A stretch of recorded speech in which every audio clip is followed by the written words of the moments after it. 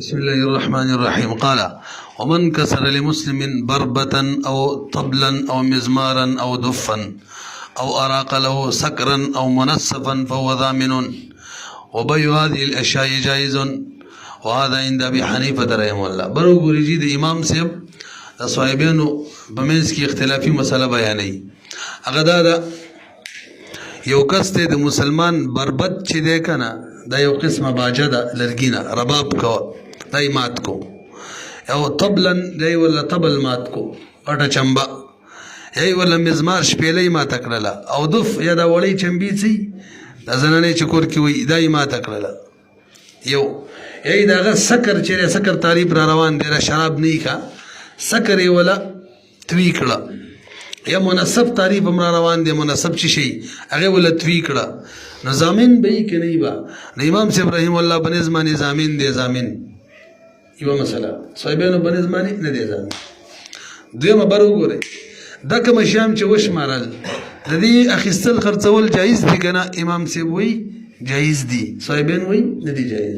اوس ته وګورئ ومن کسر څوک چې مات کی لمسلمین د مسلمان د بربتن بربت مول لرګي نه غټ شی جوړي او خلک به غاني بجاني وای نن سبا چې تر رباب وای، او طبلن یا د طبل د غټ ډولګي څي، او مزمارن یا شپېلۍ، او دفن یا چمبا، او اراق له سکرن یا ورله سکر توی کړه، یا ولا مناسب توی کړه، تعریفونه را روان دي. فهو ضامن دا کس بزامین وی چې دا کارونه کړي. وبيع هذه الاشياء دویمه مسله خرڅول دغه اشیاء جایزه ده، وهذا عند ابي حنيفه رحمه الله. وقال ابو يوسف رحمه الله ومحمد رحمهم الله لا يزمن. امام سے بل ضامن به کنه دوی دواړه وی نووي ضامن صحیح رایم د دیو ده خپل صاحب د هدايه وی. اور بس دویمه مسله هغه البيع جایز ده، دی وی ولا يجوز جائز نه ده بيعها بيع دي اشياء. وقيل الاختلاف في الدف بالدف في الدف والطبل الذي يضرب للهو. لکبر وګورئ چا ویلي دا اختلاف په دف کې دی او په هغه طبله کې دی چې سیګانو بجانو د بارې خلک وایي هغې د ګونګري شانې مرچولي، هغې کې اختلاف دی. امام صاحب وایي ضامن نه دی، صاحبین وایي دي، الټه مې ویل امام صاحب وایي ضامن دی، صاحبین وایي نه دی.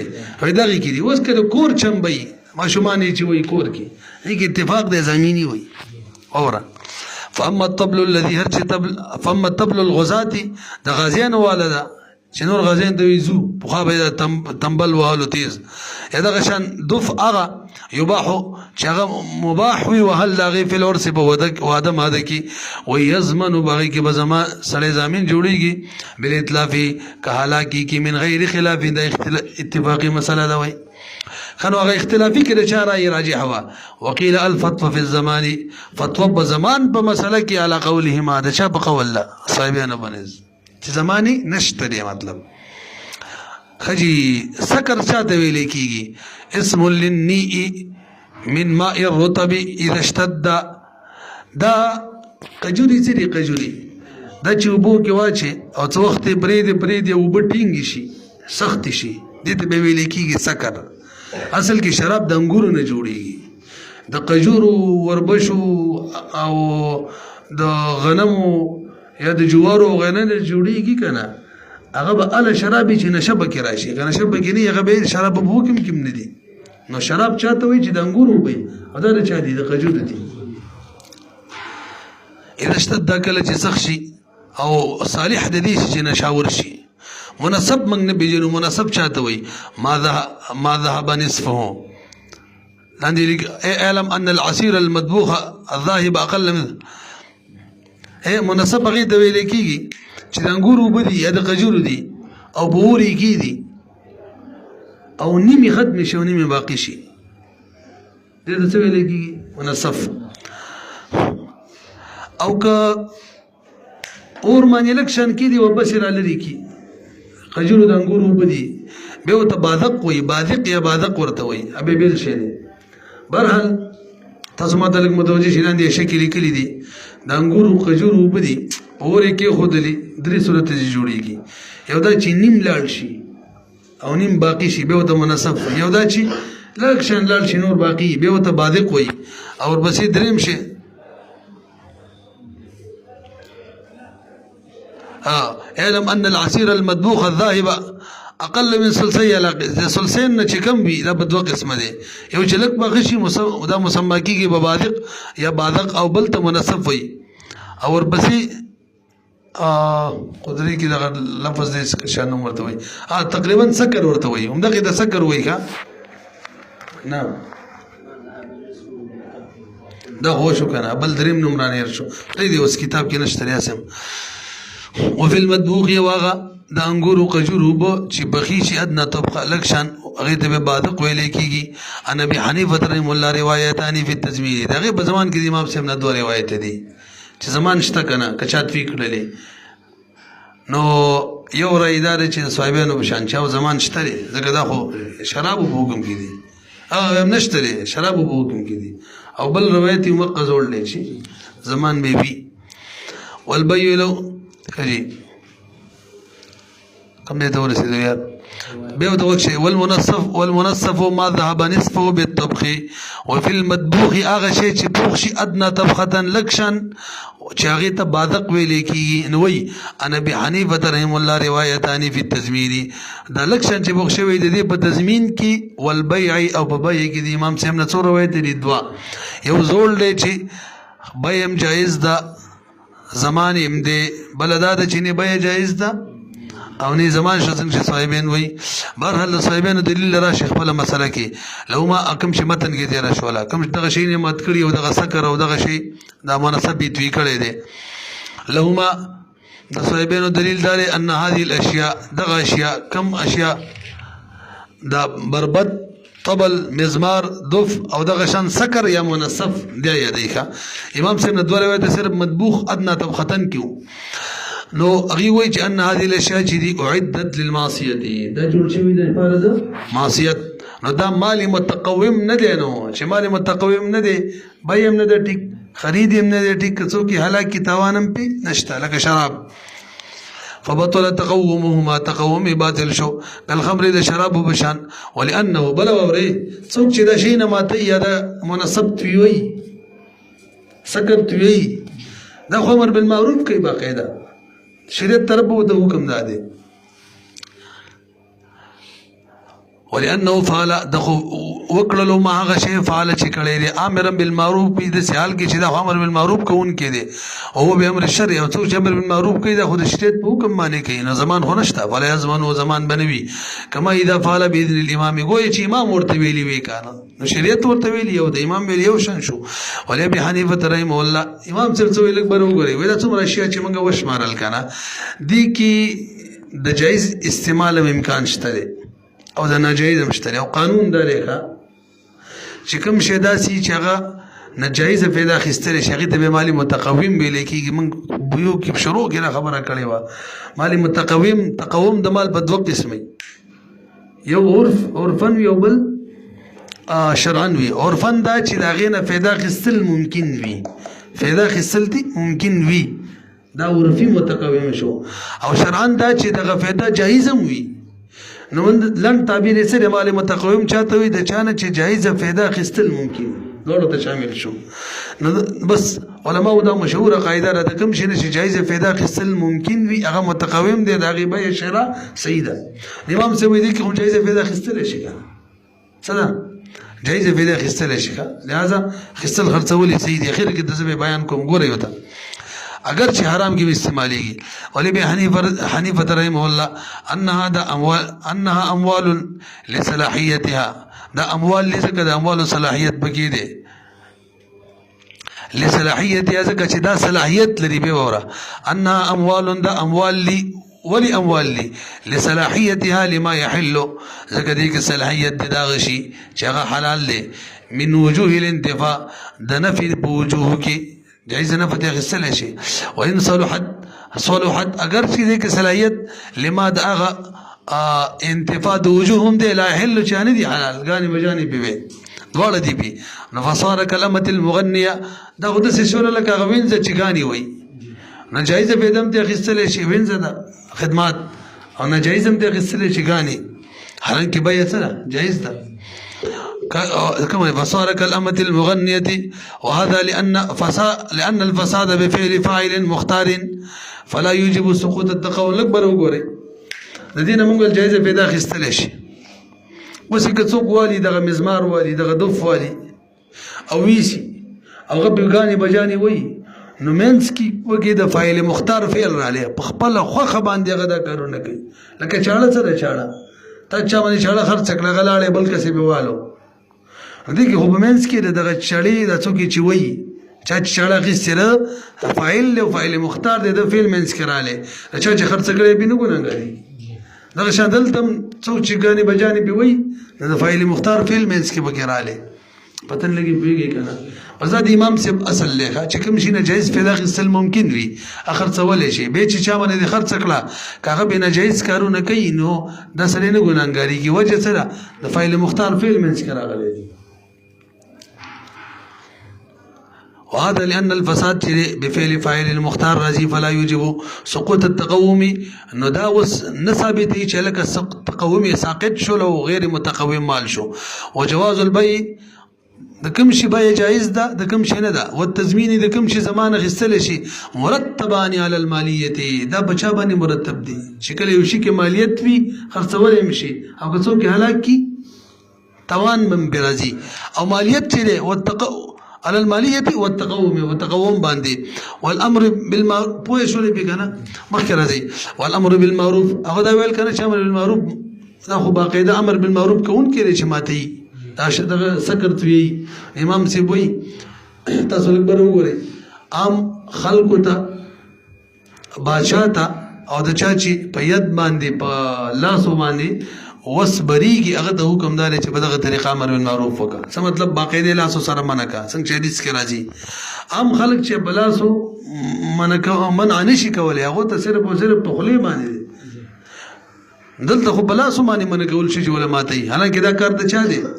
حاکم وقت دی وي امر بالمعروف باليد چې الى الامراء ته دا دغه کار دی لقدرتهم ذکر هغه قدرت شته او باللسان باندې الى غیرهم او صرف خپل منع کوي وتجب قیمتها. وسوال دار ما تلک متوجه شي امام صاحب نه دبوس کو مزمار دف یا دغه شان سکر داسې چې هلاکړه توان به ورکوي نو کوم اعتبار سره به ورکوي د روغ رباب توان به ورکوي که نه د لرګي به ورکوي وایي د لرګي به ورکوي پوه نه شولې دي دغه شان صرف د قجورو به توان ورکوي سکر ته جوړ شوي د هغې نه دغه شان دف د څه نه جوړ دی که نه د هغې هغه مادي چې کوم دي بس همغې توان به ورکوي په کوم صورت کې چې جوړ دی او ډېر قیمتي دی هغې توان نه وتجب قیمتها قیمت به واجبېږي غیر صالحة للهو داسې حال کې چې صالح لهوي لني کما فی الجاریة المغنیه لکه څوک چې د چا مغنیه جاریه مړه کي که نه نو توان پې د ګانو بجانو والا مغنی نه لازمیږي عامې وینځي د ګانو بجانو والا وینځي نه عامې وینځي. والکبش النطوح یو ګډ دی ګډ جنگ د پاره چا بیټ کړی دی او څوک یې هلاک کي نو توان پې دام ګډ راځي. والحمامة الطیاره هغه کوتره کومه چې بره بارېږي لري دا ډېره قیمتي که څوک یې هلاک کي د هم کوترې قیمت پرې راځي. والدیک المقاتل چرګ دی او ساتلی دی لکه دغه شان د درې وړه چې نه سي دغه شان دي درې وړه شرګان ساتي او جنګوي نو چا جنګولو لپاره تیار کړی دی که چا هلاک کړو نو هم چرګ توان پرې راځي. دا کوم صفت پکې ناجایز پیدا شوی دا صفت غیر متقوم صفت دی قیمتي نه دی ځکه شریعت کې منع صفت دی پوهېږئ که نه پې دغه شان غلام دی چا خسي کړی دی نو دا چې څوک مړ کي که نه نو په دغه صورت کې دا هم غلام قیمت لازمیږي. تجب القیمت قیمت واجبېږي غیر صالحة لهذه الامور هغه قیمتي چې کوم کې دا نه برابر شوی دي امورو دپاره کم دی کذا هذا دقه شان دې زموږ مسلو کې دي. وفي السکر والمنصف تجي لږ به وګورئ سکر خو ذوات الامثالو نه دی که نه منصف هم ذوات الامثالو نه دی مثل دی واجب شي که نه وایي نه یار حرام شی دی سړی بل مالک نشي جوړولی نو مثل یې نه واجبوو ځکه مثل کې به همدغه شان شی ورکوي هغه خو جایز نه دی مسلمان له نو قیمت به ورکي.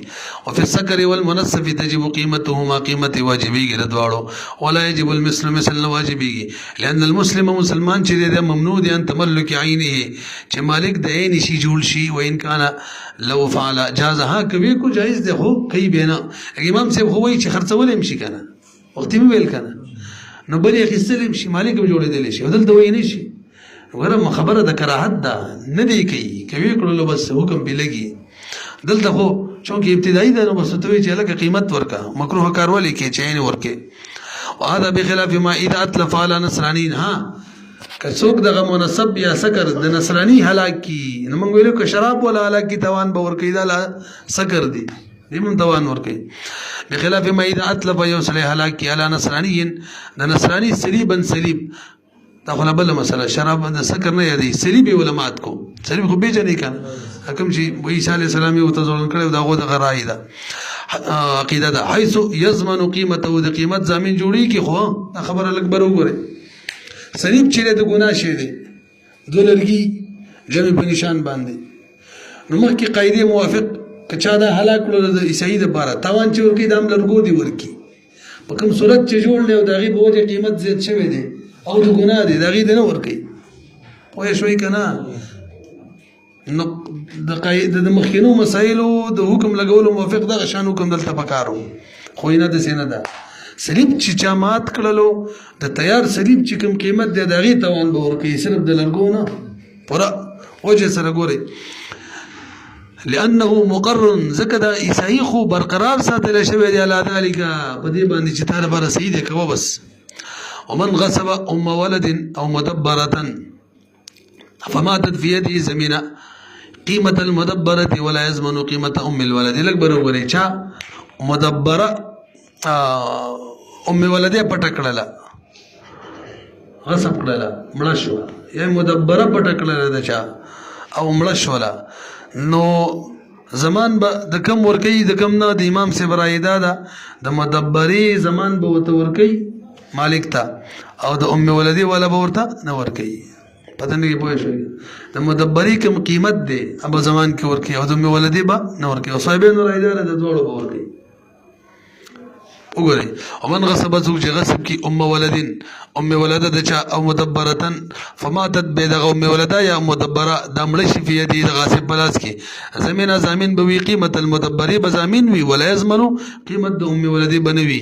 دا د امام صاحب رائے ده. وقال صاحبین فرمای یضمنو قیمتهم له دوړو به زامین وی، لأن مالیه المدبره ځکه مالیت د مدبری د صاحبینو په نظمانی د امام صاحب په نظمانی د مدبری مالیت شته او د ام ولدی نشته، لہذا دغه زمانه نشته. لأن مالیت د مدبری چې د متقوم دی بل اتفاق نه دوړو په زمانه نشته، او مالیت ام الولد چې غیر متقومه د قیمتینه د امام صاحب بن زکه به وي توانم نشته، وینده مو د صاحبانو بن زمانه متقوم دی ځکه به توان شته. والدلائل ذکرناها فی کتاب العتاق من هذا الكتاب نم ذکر کړی دي. تاسو لږ ماته بر وګورئ، یو اهمه مسله ده که چېرته به دماغ خراب شي. بیا د آلاتي معصیت کوم شی چې علی معصیت وی لکه دلته چې تیر شو امام صاحب د مزمار بیا د دف بیا ټوله جایز ده ومې لکه نه.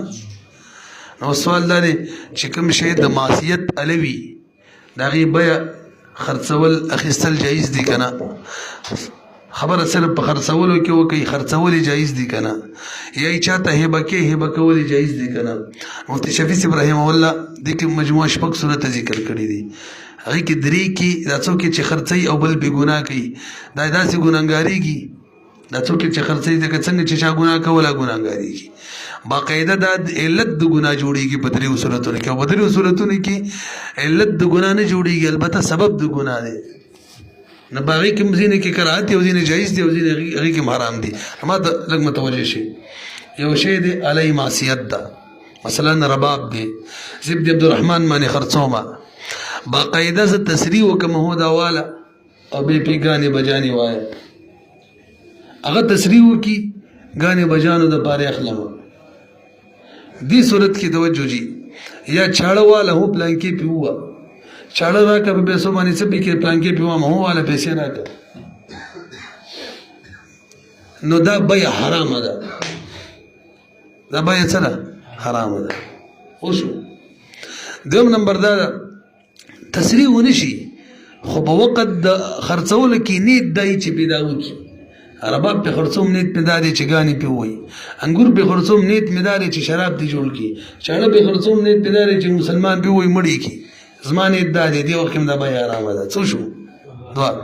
دریم نمبر دا دواړه کارونه نشته، نه تصریح وشوله او نه نیت شته. خو دا کوم شی چې دا علي دا داسې شی دی چې د ګناه نه غیر د سره جایز استعمالېږي نه. نو رباب به نور څه جایز استعمال شي؟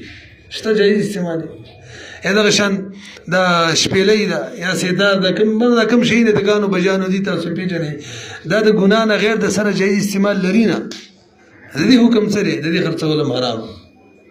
د درې صورتونه دا د علت شو. دا څوک چې خرڅوي دا داسې دی لکه چې علت د ګناه جوړوي، مباشر ورته وایي. پوه شو پې دا درې واړه کې حکم ده حرمت. ورپسې راشي زه عبدالرحمن باندې یو شی خرڅومه، هغه درې واړه کاره پکې نشته. څه مطلب؟ تصریم نه ده شوي، نیت هم نشته چې ګناه پې وکړي، او شی هم داسې شی نه دی چې صرف ګناه دپاره وي. نو بې اوس به مونږ ګورو که دا شی په ګناه باندې سړی را اوباروي، یعنې جایز هم استعمالېږي ناجایز هم استعمالېږي، خو سړی په ګناه باندې را اوباروي باقاعده عام طور ګناه له داعي بداعي. په دغه صورت کې د دې بیه څوک یې مکروه تحریمي ده او څوک یې حرامه ده. دا هم د مخکې په شان نه رسېږي. شی داسې شی دی چې دواړه قسمه استعمالېږي، خو عام طور باندې مشتري چې دی په ګناه باندې را اوباروي، حالانکې تصریح نه ده شوي چې ګناه پې وکړه، نیت نه دی شوی، خالص د ګناه دپاره دی هم نه، دواړه قسمه استعمالېږي. پوه نه شوی پې، خو ګناه باندې را اوباروي بیا هم حرام. څو شو؟ څلور. خو دې کې سبب جوړېږي څوک چې خرڅوي، دا متسبب جوړېږي د ګناه. ورپسې دا کوم شی چې زه به د باندې خرڅوم دا په ګناه باندې هم دا نه را اوباروي. بیا د دې دوه قسمه دي، په ګناه باندې نه را اوباروي. یو دغه شی د ګناه دپاره سبب قریب دی که سبب بعید دی. که سبب قریب و خرڅوم نو به مکروه تحریمي ده، او که سبب بعید دی نو به مکروه تنزیه خلاف اولا ده. سبب قریب څه مطلب؟ دا کوم شی به د باندې خرڅ کو، ګوره تصریح نه ده شوی اعتبار کوي، نیت نه ده شوی چې ګناه دې په وکړي بارې کوي، خالص ګناه دپاره استعمالېږي، داسې نه دی. ګناه باندې را اوباروي داسې هم نه ده. خو دا شی داسې دی چې سبب قریب د ګناه دی. څه مطلب؟ بیني هم په دې شکل صورت کې ګناه دپاره استعمالېږي. ګناه دپاره چې استعمالې څه تغییر تبدل ته پکې ضرورت نشته، هم بیني داسې استعمالېږي. نو بیا څه د مکروه تحریمي ده. او که سبب بعید وي لکه انګور به د خرڅومه، تصریح نه ده شوي، نیت نه ده شوی، صرف د ګناه دپاره نه استعمالېږي، نه ګناه باندې راوباروي نه، خو ګناه دپاره چې استعمالوي دې کې به تغییر کوي، شراب به دې جوړوي نه رسوي پې، اوسپنه ده چاړه به دې جوړوي، بیا به دې کې زیات نه زیات خلاف اولا وي. پوه شوئ پې.